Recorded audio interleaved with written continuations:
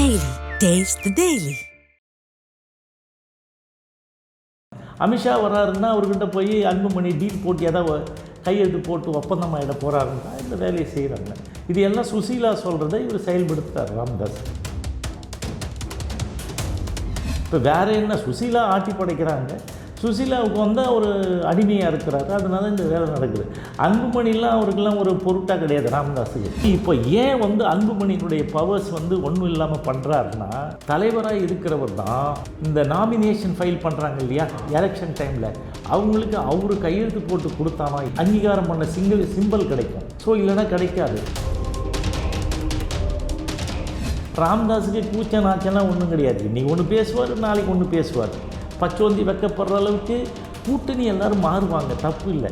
அவங்க கொள்கை சூழ்நிலைக்கு ஏற்ற மாதிரி. ஆனால் இவங்க இந்த கட்சியில் கூட்டணிக்கு வந்துட்டாங்கன்னா எதிர்கட்சிகளை கண்ணா புண்ணான்னு திட்டுறது. நான் அதிமுகவோட கூட்டணி வைத்தால் என்ன சொல்கிறாரு, தாயோடு சேயோடு சேர்ந்ததுக்கு சமம், தகாத உறவு வைத்ததுக்கு இதெல்லாம் இவ்வளோதான் நம்ம பேச முடியும். அப்புறம் போய் சொல்லார் சமூக நீதிக்கு இவர் தான் காவலர்னு வரும். 1600 கோடி ரூபாய் ஒரே நேரத்தில் ஒரு வீட்டிலேருந்து எடுக்கிறீங்க, 7 டன் கோல்டு எடுக்கிறீங்க. இதெல்லாம் வழக்கு இருக்குது. இந்த வழக்கு தான் மேலே தொங்கிக்கிட்டு இருக்குது. இந்த வழக்கிலேருந்து தப்பிக்கிறதுக்கு தான் பிஜேபிக்கு அவர் போகிறார்.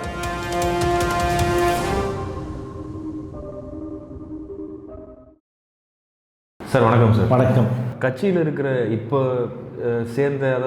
இருக்கிற ஜென்ரேஷன் தலைவர்கள் எல்லாருமே என்ன சொல்கிறாங்க, அன்புமணி அவர்கள் இந்த கட்சியை எடுத்துகிட்டு போன தூரம் ரொம்ப பெருசு, அவரை நீங்கள் இந்த மாதிரி செஞ்சிருக்கக்கூடாது அப்படின்னு சொல்கிறாங்க.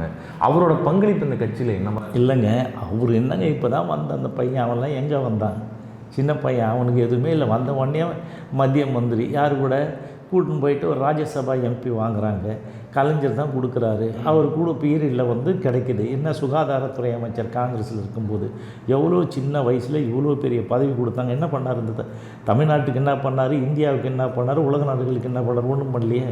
அவர் பேர்லேருந்து மிகப்பெரிய ஊழல் குற்றச்சாட்டு. அப்போ லைசன்ஸ் வழங்கின மருத்துவக் கல்லூரிக்குன்னு சொல்லிட்டு எடுக்கிறாங்க. அந்த லைசன்ஸு கொடுத்ததில் வழக்கு இருக்குது. அதே மாதிரி அவர் உயர்கல்வி இதில் தப்பாக கொடுத்ததுக்கு வழக்கு இருக்குது. சீட் அதிகமாக கொடுத்து பண்ணதில் வழக்கு இருக்குது. அதை விட இவர் கீழே வேலை செஞ்சார் இல்லைங்களா, எய்ம்ஸினுடைய செக்ரட்டரி அவர் கேதன் தேசாய், அவர் வீட்டிலேருந்து ரைடு விடுறாங்க. 1600 கோடி ரூபாய் ஒரே நேரத்தில் ஒரு வீட்டிலேருந்து எடுக்கிறீங்க, 7 டன் கோல்டு எடுக்கிறீங்க. இதெல்லாம் வழக்கு இருக்குது. இந்த வழக்கு தான் மேலே தொங்கிக்கிட்டு இருக்குது. இந்த வழக்கிலேருந்து தப்பிக்கிறதுக்கு தான் பிஜேபிக்கு அவர் போகிறாரு.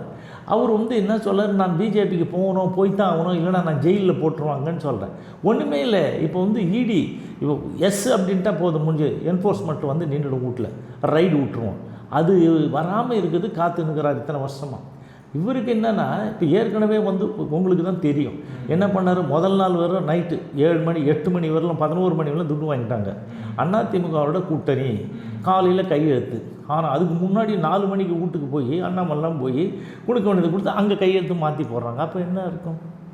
ஸோ இப்போ ஏன் அன்புமணியினுடைய பவர்ஸ் ஒன்றும் இல்லாமல் பண்ணுறாருன்னா, தலைவராக இருக்கிறவர் தான் இந்த நாமினேஷன் ஃபைல் பண்ணுறாங்க இல்லையா எலெக்ஷன் டைமில், அவங்களுக்கு அவரு கையெழுத்து போட்டு கொடுத்தானா, யார் தலைவரோ கட்சியினுடைய தலைவர் கொடுத்தாதான் அவங்களுக்கு என்ன கிடைக்கும், சீட்டு அங்கீகாரம் பண்ண சிம்பிள் கிடைக்கும். ஸோ இல்லைன்னா கிடைக்காது. ஸோ ரெண்டாவது அறிக்கையெல்லாம் இவர் தான் விட முடியும். நியமனம் மாற்றம் எல்லாத்துக்கும் தலைவர் தான் பண்ணணும். அதனால் ராமதாஸன் அவரை நீக்கிட்டு நீ செயல் தலைவர். இப்போ ஏற்கனவே அங்கே ஏகப்பட்ட தலைவர் இருக்கிறாங்க. கௌரவ தலைவர் ஒருத்தருக்காரு, செயல் தலைவர் ஒருத்தருக்காரு. இப்போ இவர் நானே எடுத்துக்கிட்டேன் அப்படின்னா என்ன, ஒன்றும் இல்லை. பணம் வாங்கும்போது இவர் ஒப்பந்தத்தில் கையெழுத்து போட்டு வாங்கலான்னு. இப்போது அமித்ஷா வராருன்னா அவர்கிட்ட போய் அன்புமணி டீல் போட்டு ஏதாவது கையெழுத்து போட்டு ஒப்பந்தமாகிட போகிறாருன்னா இந்த வேலையை செய்கிறாங்க. இது எல்லாம் சுசீலா சொல்கிறத இவர் செயல்படுத்துகிறார் ராமதாஸ். அது எல்லாருக்கும் பச்சையாக தெரியும் தானே. இப்போ வேறு என்ன, சுசீலா ஆட்டி படைக்கிறாங்க, சுசீலாவுக்கு வந்தால் ஒரு அடிமையாக இருக்கிறாரு, அதனால இந்த வேலை நடக்குது. அன்புமணிலாம் அவருக்கெல்லாம் ஒரு பொருட்டாக கிடையாது ராமதாஸுக்கு. எவ்வளோ பேர் இந்த மாதிரி பண்ணியிருப்பார். இப்போ அன்புமணி எதிர்க்கிறார். இதுக்கு முன்னாடி ஜிகே மணி இதே மாதிரி சொன்னதை தான் செய்யணும். நான் என்ன பேசுகிறாரோ அதை பேசணும். காடு வெட்டி குருவும் அதே கதை தான். பாவம் அவங்க வரலாம் அப்படி இருந்துட்டு காலத்தை போக்கிட்டு போயிட்டாங்க. இப்போ இவர் மேலே இருக்கிற கேஸ்னால இவர் பிஜேபி. இப்போ அன்புமணிக்கு ராமதாஸுக்கு என்ன, ராமதாஸ் என்ன சொல்கிறாரு, கடைசியாக கூட என்ன சொன்னார், பிஜேபி ஒரு கட்சினா அந்த கட்சிக்கு என்ன மார்க்கு போடுறதுனா ஏதாவது 0 கீழே ஏதாவது இருக்கா சொல்லுங்கள், நான் போடுறேன்னாரு. அது மட்டும் இந்த பாமகவிலேருந்து எந்த கட்சிக்கு வேணாலும் போங்க, ஆனால் பிஜேபிக்கு மட்டும் போகாதீங்க. ஏன்னா அங்கேருந்து போனவன்லாம் திரும்பி வரமாட்டான், அது ஒன் வே டிராஃபிக் மாதிரி ஆகிடுது அப்படின்னு சொன்னார். ஆனால் அங்கே தான் கூட்டணிக்கு போகிறான். ஏன்னா பையன் வந்து ஜெயிலுக்கு போயிடுவாங்க அப்படின்னு. இப்போ அதுதான் சொல்கிறேன், நான் ஜெயிலுக்கு போயிட்டா அப்புறம் என்ன இருக்குது? நான் உயிரோடு இருந்தால் தானே, நான் வந்து இதுவாக இருந்தால் தானே நான் இருக்க முடியும்.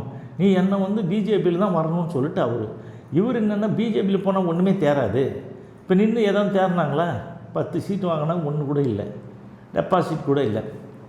ஸோ இப்போ வந்து அடுத்தது என்ன பண்ணுவாங்க? இப்போ பிஜேபி கூட கூட்டணி போனால் சரி வராது, திராவிட இயக்கங்களோட கூட்டணி போகணுன்னு ராமதாஸ். அது இவர் ஒன்று. இப்போ என்னென்னா இந்த மாதிரி பண்ணால் ஏற்கனவே அவங்க பண்ணும்போது பெரிய அளவில் சூட்கேஸ் வாங்குவாங்க, சின்ன அளவில் இந்த இது வாங்க ஸ்வீட் பாக்ஸும் வாங்குவாங்க. குடும்பத்தில் இருக்க 56 பேருக்கும் கொடுக்க சொல்லுவார் காசு. இப்போ என்னன்னு கேட்டிங்கன்னா 2 ராமதாஸ் டீல் பண்ணி அவர் ஒன்று வாங்கிக்குவார், ஏதோ ஒரு கட்சி கூட. அன்புமணி டீல் பண்ணி அவர் வாங்கி. ஏன்னா இந்த மாதிரி கேவலமான அரசியல் இந்தியாவில் இவங்க தான் அறிமுகப்படுத்தி பண்ணியிருக்காங்க. ராமதாஸுக்கு கூச்ச நாச்செல்லாம் ஒன்றும் கிடையாது. இன்றைக்கி ஒன்று பேசுவார், நாளைக்கு ஒன்று பேசுவார். பச்சோந்தி வைக்கப்படுற அளவுக்கு கூட்டணி எல்லோரும் மாறுவாங்க, தப்பு இல்லை. அவங்கவுங்க கொள்கை சூழ்நிலைக்கு ஏற்ற மாதிரி. ஆனால் இவங்க இந்த கட்சியில் கூட்டணிக்கு வந்துட்டாங்கன்னா எதிர்கட்சிகளை கண்ணா புண்ணான்னு திட்டுறது. நான் அதிமுகவோட கூட்டணி வைத்தால் என்ன சொல்கிறாரு? தாயோடு சேயோடு சேர்ந்ததுக்கு சமம், தகாத உறவு வைத்ததுக்கு சமம். இவ்வளோதான் நம்ம பேச முடியும். அதே மாதிரி இந்த பக்கம் வந்துட்டால் பெரிய அண்ணன் என் கோவனை ஆற்ற அவுக்கிறதுக்கு முன்னாடி ஓடியாந்துட்டேன். யார்? கருணாநிதி வந்து சொல்லுவார். அப்புறம் போய் சொல்லார் சமூக நீதிக்கு இவர் தான் காவலருன்னுவார். ஜெயலலிதா வந்து அவர் ஒரே ஒரு வைர நெக்லஸ் கொடுத்தாங்க. அன்புமணி கல்யாணத்துக்கு வந்தாங்க, அவங்க தான் தாலி எடுத்துக்கிட்டு கல்யாணம் பண்ணாங்க. ஓடியாந்து மைக்கை பிடிச்சின்னு வந்துட்டு இப்படிலாம் பேசினாலும், வெள்ளப்பணி தெரு நாயெல்லாம் பேசினாலும், மைக்கை புரட்சி தலைவியே வருக வருக, அந்த அம்மாக்குள்ளம் அது வந்து இருக்கும். அந்த அப்போல்லாம் கல்யாணம் பண்ணணும்னா இப்போ நேராக போய் கார் அப்படியே மேலே ஏறுற மாதிரி லிஃப்ட்டெல்லாம் கிடையாது, நடந்து போகணும். அது நடந்து போகிறவரெல்லாம் மைக்கை பிடிச்சிட்டு பேசினால்தானே தானே ராமதாஸ். என்ன பண்ண முடியும்? அகங்காரமாக பேசினால இல்லை. கடைசியாக திட்டி என்ன அனுப்புனார்? போக்கிடமற்றவர்கள் அனாமதேய பேருவழின்னு கலைஞர் திட்டி அனுப்புனார். இந்த அம்மா என்ன சொன்னாங்க? 11 மணிக்கு என்னை கைது பண்ண முடியுமா? முன்னால் எல்லாம் கேட்ட பெரிய போராளி இல்லை, பிடிச்சி கைது பண்ணி ஒரு டவுன் பஸ்ஸில் ஏற்றி ட்ரிச்சில் போட்டாங்க. ட்ரிச்சில் போட்டோன்னே என்ன சொன்னார் இந்த போராளியினுடைய ஒய்ஃபு? எங்கள் கணவருக்கு நிறைய நோய்கள் இருக்குது, அதனால் பாதிக்கப்பட்டிருக்காரு, எப்படியாவது ஒரு பெண்ணின் மனது பெண்ணுக்கு தான் தெரியும், தயவு செய்து அவர் வந்து விடுதலை பண்ணுங்க அப்படின்னு அந்த அம்மா அது சட்டமன்றத்தில் வாய்த்து காரி துப்பி வெளியே விட்டுது. ஸோ இந்த மாதிரி வந்து அரசியல் பண்ணுறவர் இவர் தான் போராளி. நீங்கள் என்ன பண்ணுவீங்க சொல்லுங்கள்? Taste the Daily. Taste the Daily.